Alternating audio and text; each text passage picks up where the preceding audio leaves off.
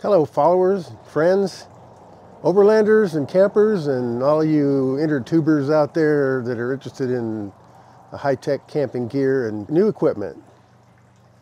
I'm Ted, this is the Black Pearl Voyager channel, and today is a red letter day for the channel, and if you hang around to the end, I'll tell you why.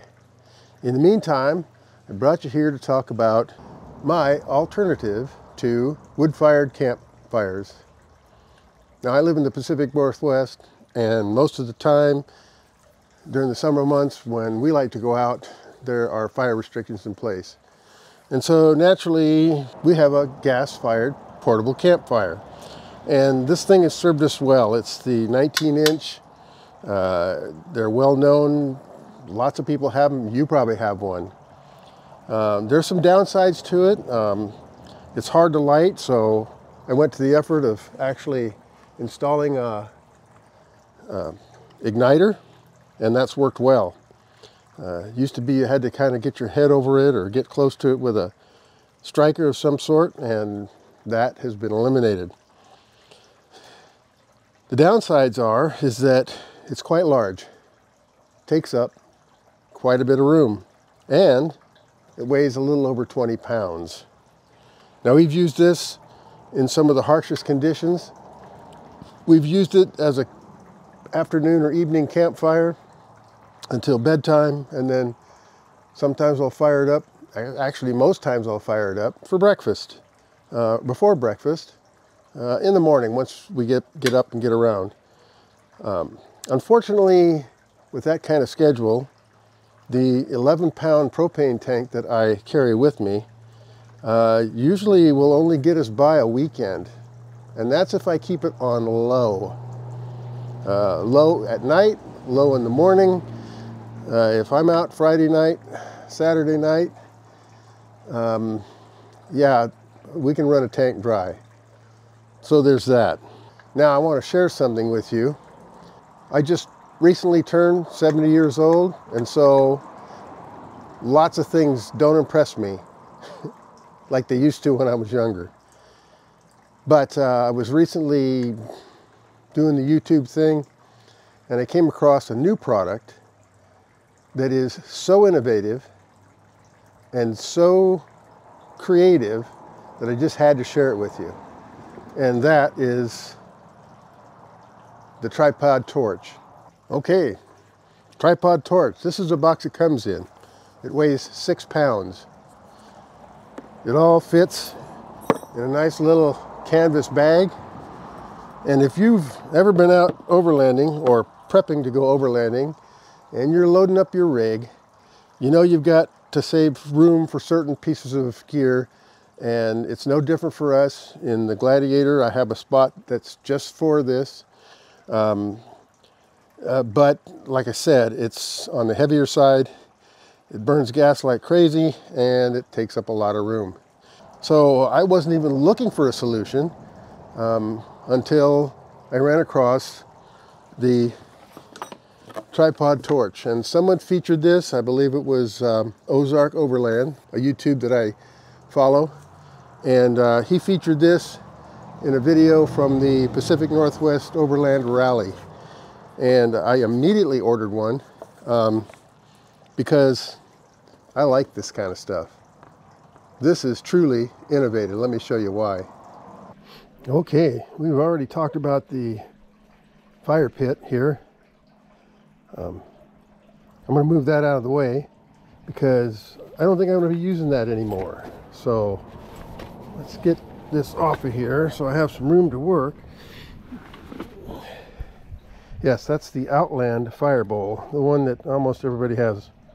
About 58,000 BTU on high, but boy, she really eats through the gas. Anyway, this is how the tripod torch comes. Very nicely packaged, nice box. We've got some beautiful artwork here. And this is the whole thing. Weighs 6 pounds.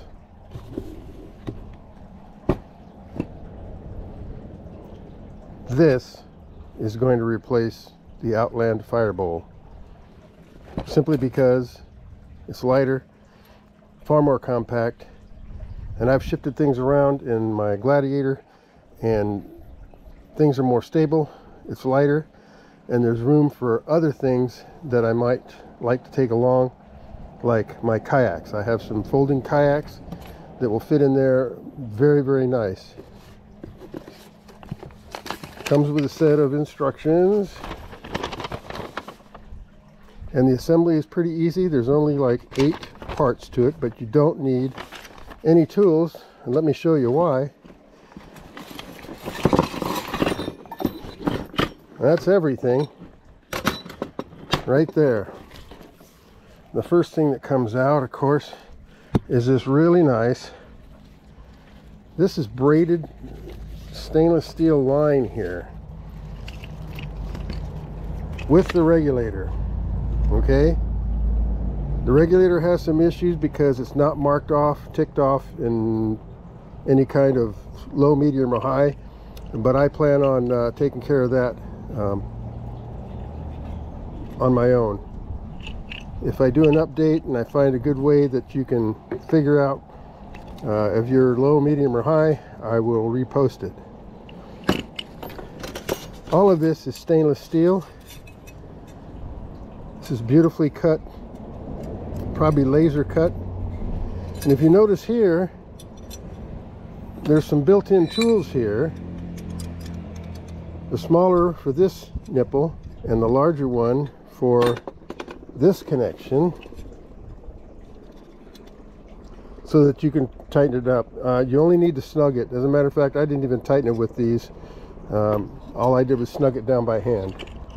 So you get 8 feet of this really, really nice hose on a regulator. There's 3 legs here, stainless steel, beautifully done. These edges are a little on the sharp side, and so I'm going to take a file and just bump the edges off of there. I haven't cut myself with it yet, but sometimes you feel like you could. Here's the main burner assembly, and then you get 3 heat deflectors, and you can use these to either mask the wind from a particular direction or point it at you towards a certain direction. With all 3, you can actually put something on top, like a fry pan or maybe some Jiffy Pop popcorn, and you can actually cook on this thing. It also comes with 3 steaks. I've noticed these are kind of important because, but I haven't used them yet. If you're going to cook on it, you want it a little bit more stable. Otherwise, it's fairly stable on its own. It won't fall over. It doesn't creep anywhere. Once you get it assembled, it's pretty rock solid. So to do that, I like to hook up the line first.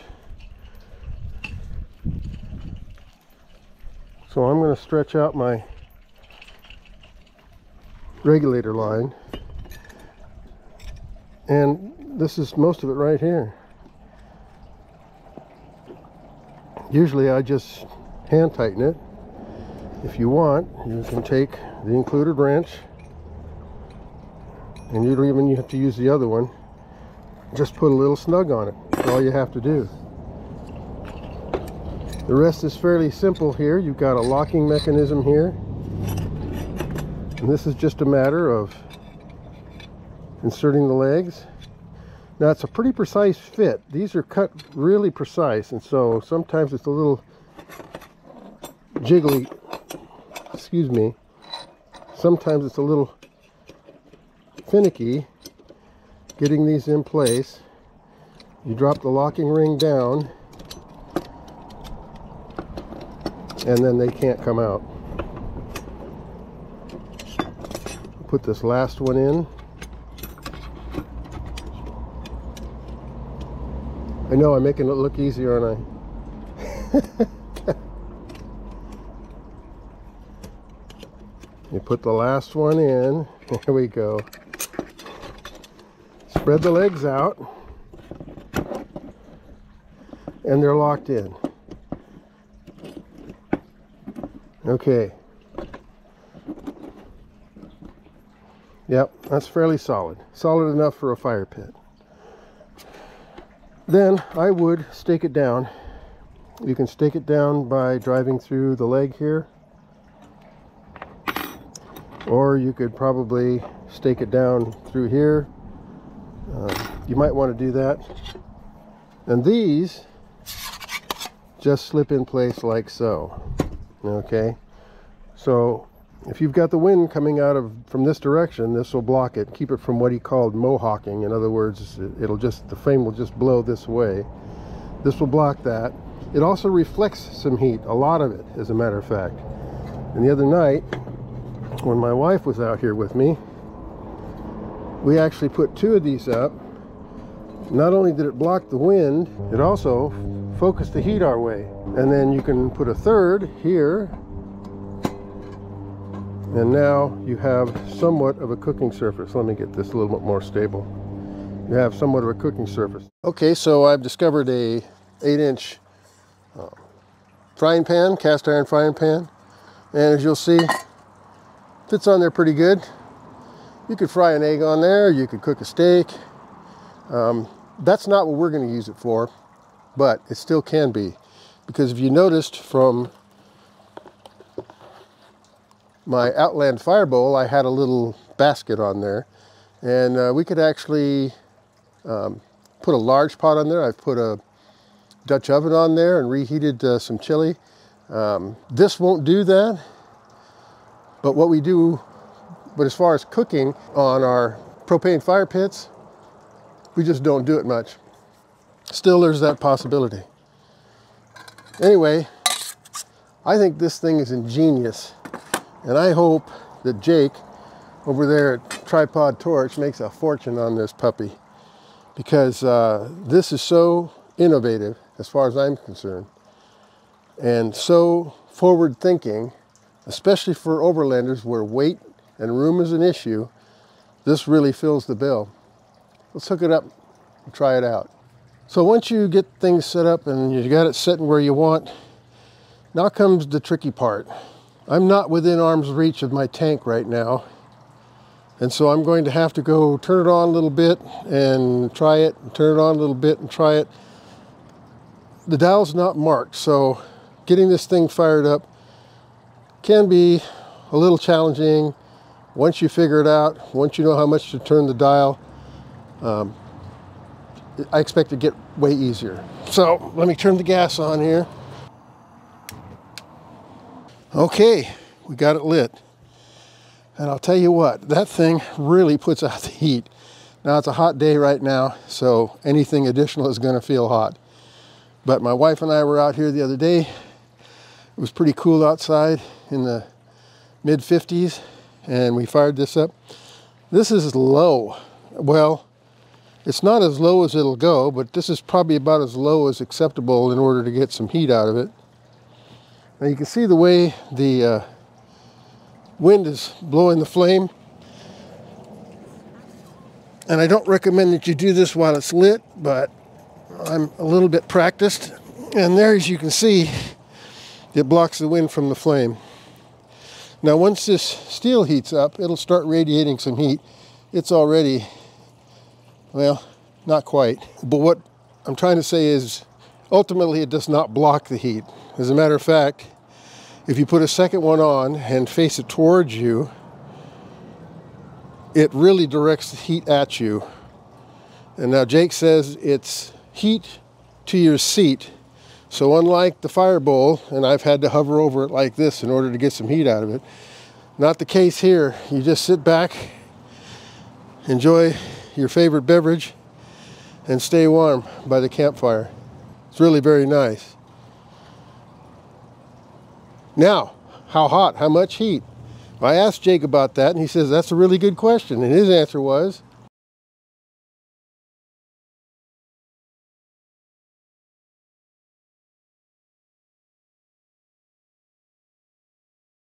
well, it depends. Depends on how you run it. It'll go from anywhere from 5K, 5,000 BTU, up to 200,000 BTU before the valve protector in your tank shuts it off.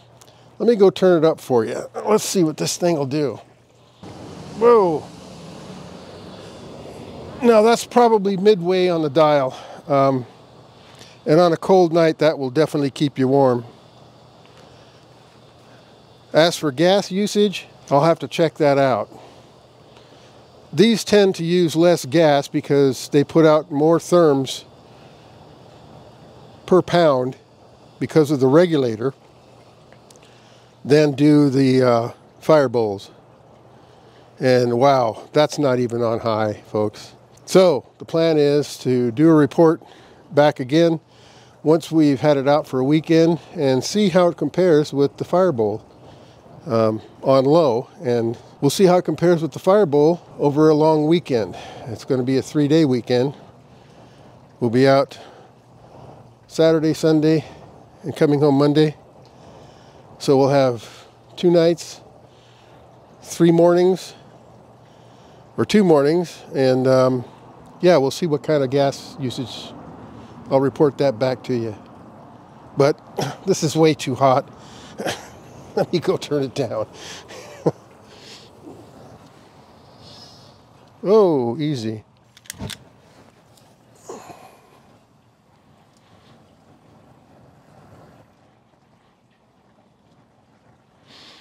Okay, that's about right for an 80-degree day sitting in the backyard.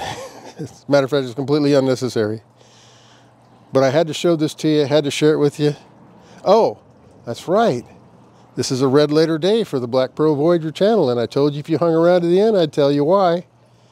Well, here's why. I was so impressed with this that I contacted Tripod Torch.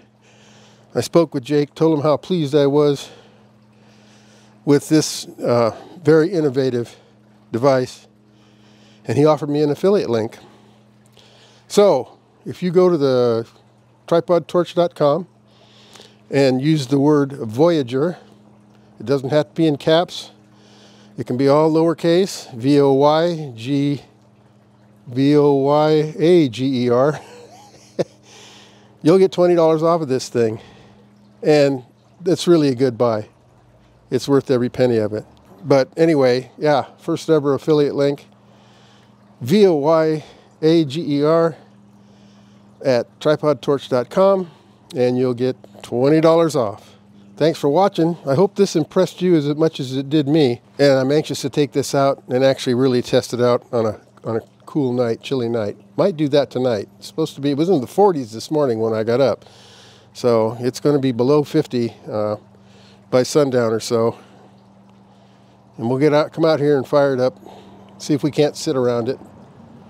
All reports is that you can. Without the deflector, you can have 6 or 8 people sitting around it, and you can turn it up enough to keep everybody warm. Okay, some of you may have noticed right away that because of the way this is regulated, the amount of heat it puts out and the type of flame, we get a little soot. This is really easy to take care of. You just need a couple paper towels.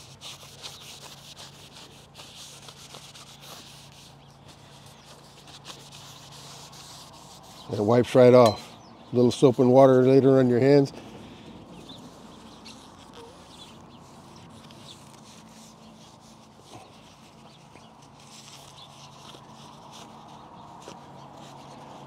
But it's just that easy to clean up, and this is far less messy than my fire bowl was.